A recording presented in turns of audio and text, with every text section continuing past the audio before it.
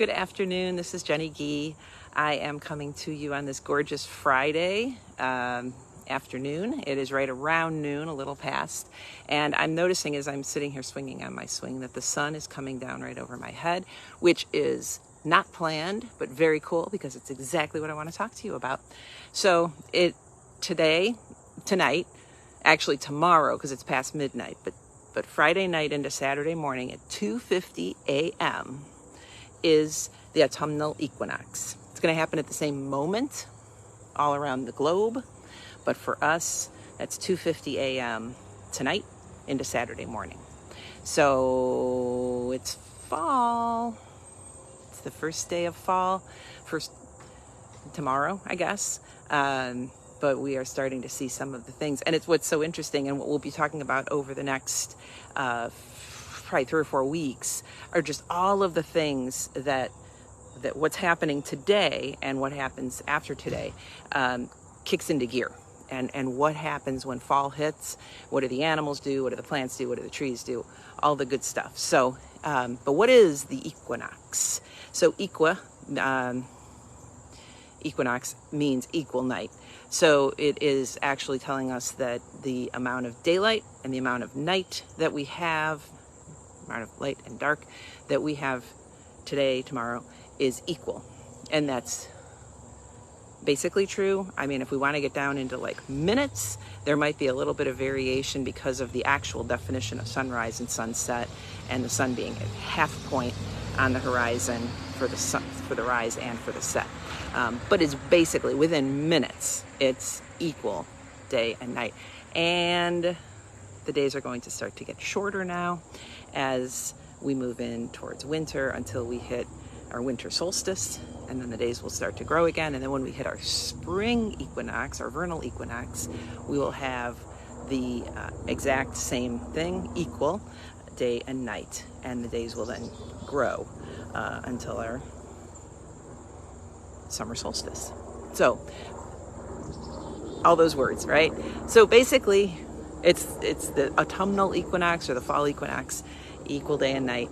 But what's happening right now is that the sun is at, if you were to take the globe and you look at the line that, you know, we name the equator, and you were to stretch that out into space, you would then have what scientists refer to as the celestial equator.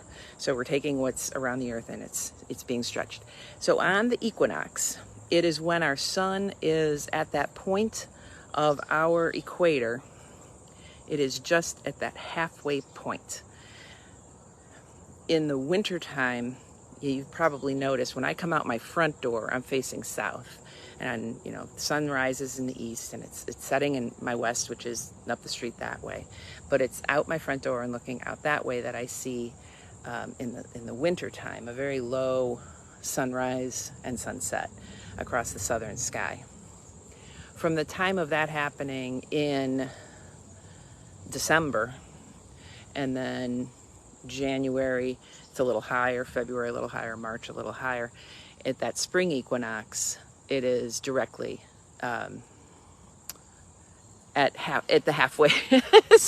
I'm confusing myself as I'm talking, but it is it's as low south as it can be in December, and then it is as far to the north as it can be in June, and the equinox is that halfway point.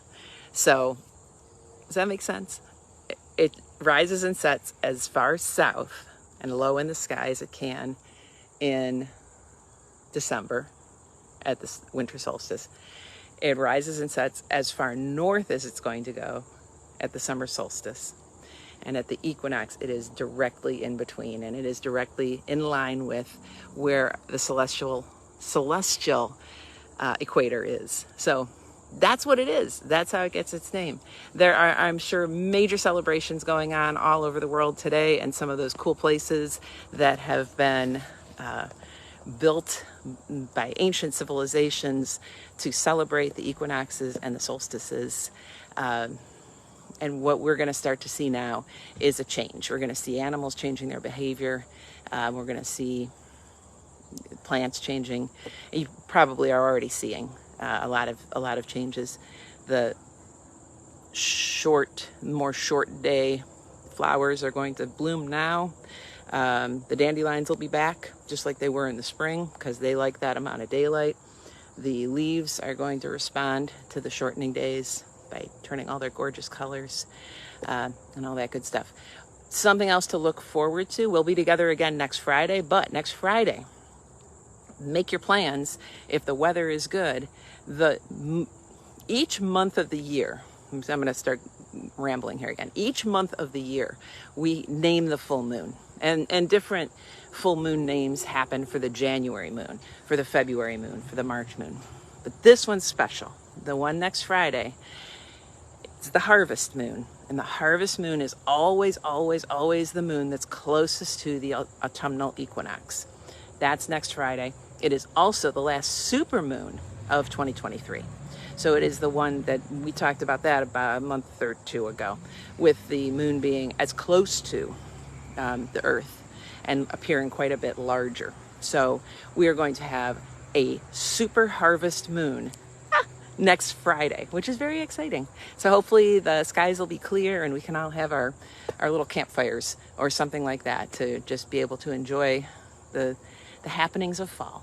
So set your alarms so you can, I don't know, bang pots and pans at